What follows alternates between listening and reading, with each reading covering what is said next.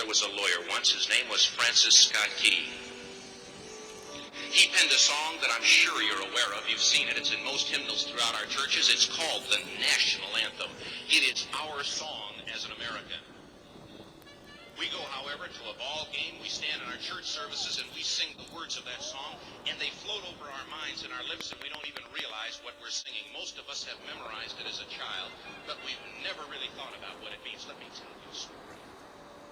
Francis Scott Key was a lawyer in Baltimore. The colonies were engaged in vicious conflict with the mother country, Britain. Because of this conflict and the protractedness of it, they had accumulated prisoners on both sides. The American colonies had prisoners and the British had prisoners. And the American government initiated a move. They went to the British and they said, let us negotiate for the release of these prisoners. They said, we want to send a man out to discuss this with you. They were holding the American prisoners in boats about 1,000 yards offshore. And they said, we want to send a man by the name of Francis Scott Key. He will come out and negotiate to see if we can make a mutual exchange. On the appointed day, in a rowboat, he went out to this boat and he negotiated with the British officials. And they reached a conclusion that men could be exchanged on a one-for-one basis. Francis Scott Key, jubilant with the fact that he'd been successful, went down below in the boats, and what he found was a cargo hold full of humanity, men. And he said, men, I've got news for you tonight. You're free. He said, tonight I have negotiated successfully your return to the colonies. He said, you'll be taken out of this boat, out of this filth, out of your chains. As he went back up on board to arrange for their passage to the shore, the admiral came and he said, we have a slight problem. He said, we will still honor our commitment to release these men, but it'll be merely academic after tonight. It won't matter. And Francis Scott Key said, what do you mean? He said, well, Mr. Key, he said, tonight we have laid an ultimatum upon the colonies. Your people will either capitulate and lay down the colors of that flag that you think so much of, or you see that fort right over there, Fort Henry? He said, we're going to remove it from the face of the earth. He said, how are you going to do that? He said, if you will, scan the horizon of the sea. And as he looked, he could see hundreds of little dots. And he said, that's the entire British war fleet. He said, all of the gunpowder, all of the armament is being called upon to demolish that fort.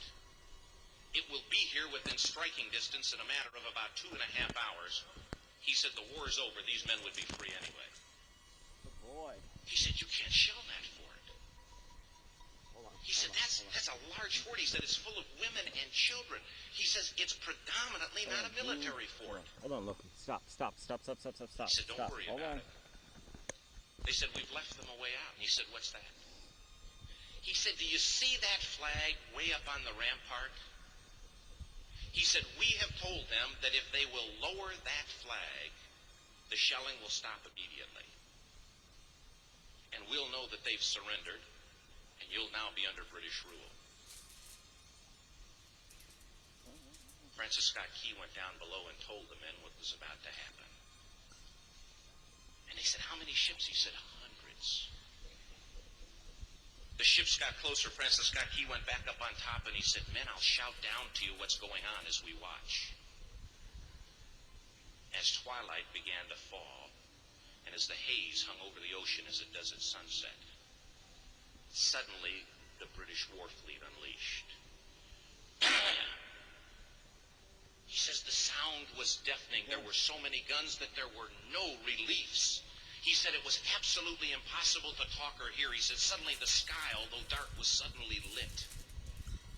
And he says from down below, all he could hear the men, the prisoners, saying was, tell us where the flag is. What have they done with the flag? Is the flag still flying over the rampart? Tell us.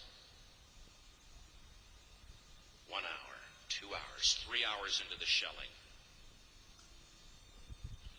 every time the bomb would explode and it would be close to the flag, they could see the flag in the illuminated red glare of that bomb. And Francis Scott Key would report down to the men below, it's still up. It's not down.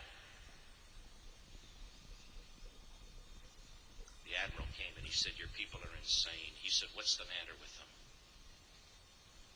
He said, don't they understand this is an impossible situation? Francis Scott Key said he remembered what George Washington had said. He said the thing that sets the American Christian apart from all other people in the world is he will die on his feet before he'll live on his knees. The Admiral said, we have now instructed all of the guns to focus on the rampart to take that flag down. He said, we don't understand something. Our reconnaissance tells us that that flag has been hit directly again and again and again, and yet it's still flying. We don't understand that. But he said, now we're about to bring every gun for the next 3 hours to bear on that point. Francis Scott Key said the barrage was unmerciful. All that he could hear was the men down below praying. The prayer. God, keep that flag flying where we last saw it. Sunrise came. He said there was a heavy mist hanging over the land, but the rampart was tall enough. There stood the flag, completely nondescript, in shreds. The flagpole itself was at a crazy angle, but the flag was still at the top. Francis Scott Key went aboard and immediately went into Fort Henry to see what had happened. And what he found had happened was that that flagpole and that flag had suffered repetitious direct hits. And when hit had fallen, but men, fathers, who knew what it meant for that flag to be on the ground,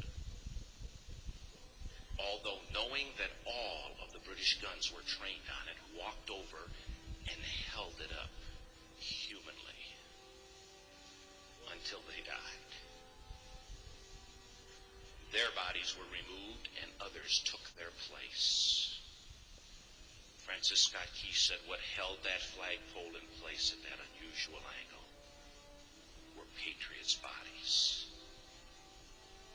He penned the song, "Oh, say can you see by the dawn's early light what so proudly we hailed at the twilight's last gleaming?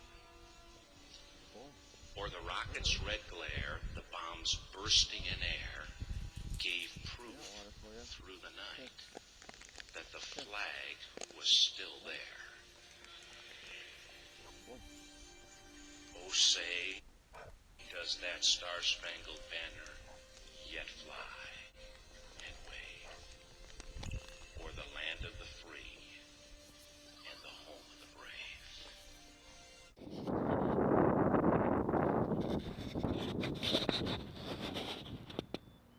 Go get it. Aw, Loki. He's so mean.